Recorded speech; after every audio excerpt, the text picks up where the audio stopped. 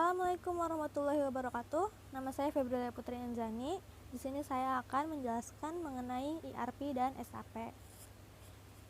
Yang pertama ada ERP atau Enterprise Resource Planning.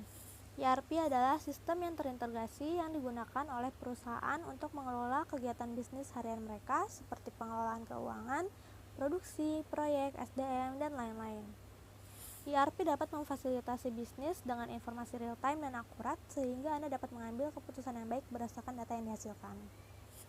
Yang kedua ada manfaat ERP. Manfaat ERP ada meningkatkan efisiensi, mengurangi biaya profesional, membuat perakiraan bisnis yang akurat, meningkatkan kolaborasi tim, dan meningkatkan keamanan data. Yang kedua adalah modul-modul dalam SAP.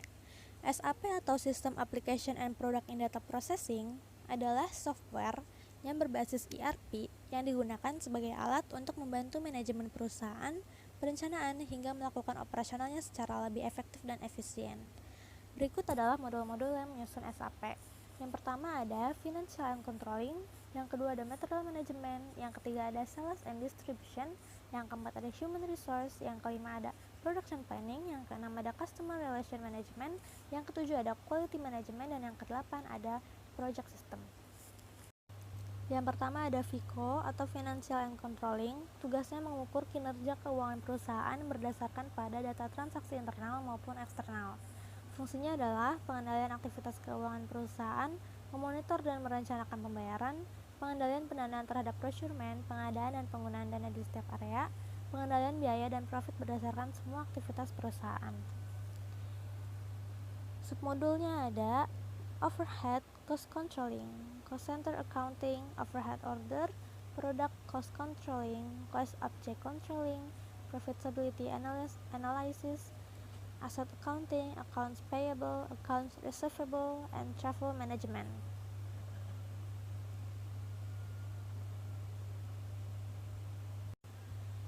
MM atau Material Management. Modul ini bertugas untuk memaksimalkan proses pembelian dan juga pengelolaan inventaris perusahaan dan mendukung proses manajemen atau pengelolaan material di perusahaan mulai dari pengadaan hingga proses operasional inventory harian. Yang kedua ada submodulnya. Submodul dari MM adalah Pre-Processing, Processing, Vendor Evaluation, Inventory Management, dan Invoice Verification. Dan yang ketiga ada Sales and Distribution. Kata sales di sini menekankan pada pemasaran produk yang dihasilkan, sedangkan distribution menekankan pada penyaluran produk tersebut. Modul ini merekam, menganalisis, dan mengontrol aktivitas yang akan memberikan kepuasan kepada pelanggan. Fungsi SD adalah membantu meningkatkan penjualan pada perusahaan Anda, margin keuntungan dan kepuasan pelanggan, memberi pesanan tepat waktu, mempercepat proses penjualan, mengurangi biaya operasional, dan mengelola lengkap order penjualan dan pasca order penjualan. Yang ketiga ada submodul dari SD, yaitu Sales Support, Sales Shipping, and Billing. Yang keempat ada HR atau Human Resource. HR modul memetakan secara tegas tentang manajerial sumber daya manusia dan juga meletakkan tenaga kerja itu sebagai aset atau kapital. Modul HR berfungsi untuk memudahkan melaksanakan manajemen yang efektif dan tepat waktu terhadap gaji, benefit, dan biaya yang berkaitan dengan SDM perusahaan, melindungi data personalia dari pihak luar dan pihak yang tidak berkepentingan, dan membangun sistem rekrutmen dan pengembangan sumber daya manusia yang efisien melalui manajemen karir. Modulnya yaitu Personal Management, Personal Time Management, Payroll, Training and Event Management, Organizational Management, dan Travel Management. Yang kelima adalah PP atau Production Planning. Modul ini bertugas untuk mengawasi kegiatan rencana produksi perusahaan. Proses produksi yang dilakukan mencerminkan keseluruhan proses, yaitu mulai dari proses input dan output. Fungsinya adalah untuk mendefinisikan bill of material atau BOM number untuk setiap produk dari setiap level produksi.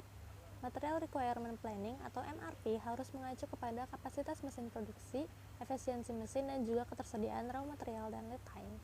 Plan produksi harus menganalisa efisiensi mesin produksi dan juga memperhatikan pemanfaatan proses produksi. Submodulnya adalah Demand Management, Material Requirement Planning, Material Requisition, Capacity Planning, and Bill of Material. Yang keenam ada CRM atau Customer Relation Management, meliputi semua aspek yang berkenaan dengan interaksi suatu perusahaan dengan pelanggannya. Hal ini berupa penjualan jasa ataupun barang. Fungsi CRM adalah membangun database yang kuat, membuat profil dari setiap pelanggan, analisis profitabilitas dari setiap pelanggan, interaksi dengan pelanggan yang lebih targeted dan customized. Submodulnya yaitu Sales, Direct Marketing and Fulfillment, Customer Service and Support. Yang ketujuh ada QM atau Quality Management. Dalam rantai logistik, modul ini membantu melakukan pengecekan terhadap kualitas barang hasil produksi. Sistem mutu ini diperlukan sebagai pemenuhan standarisasi yang diberlakukan secara internasional. Tujuan utamanya adalah supaya produk dari perusahaan yang menerapkan QMS tersebut bisa dijual ke negara-negara yang sama-sama menerapkan standarisasi QMS tersebut. Modul dari QM adalah Quality Planning, Quality Inspection, Quality Control, dan Test Equipment Management. Terakhir adalah PS atau Project System. Fungsi dari Project System adalah perencanaan terhadap waktu dan nilai, perencanaan detail dengan menggunakan perencanaan cost elemen atau unit cost, dan menetapkan waktu kritis, mendeskripsikan aktivitas, dan penjadwalan. Koordinasi dari sumber daya melalui otomasi, permintaan material, manajemen dan kapasitas material, serta sumber daya manusia, dan melakukan monitoring terhadap material, kapasitas, dan dana selama proyek berjalan.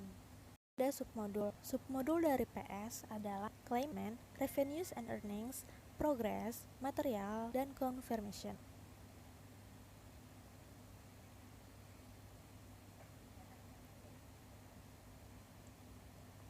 Dan yang terakhir adalah keterkaitan integrasi antar modul. Perubahan yang dilakukan pada satu modul secara otomatis akan mengupdate modul yang lainnya bila informasi yang dirubah berkaitan dengan modul tersebut. Data akan terupdate secara langsung begitu user menginput data ke dalam sistem. Hal ini yang dikenal dengan istilah real-time processing. Integrasi secara sistem bisa terjadi dengan syarat bahwa seluruh perusahaan harus menggunakan satu sumber data yang sama baik untuk data customer, data produk, maupun data vendor. Transparansi data atau yang dimaksud dengan semua user yang mempunyai akses ke sistem akan dapat melihat semua informasi yang paling up to date setiap saat diperlukan walaupun informasi tersebut diinput oleh user lain pun.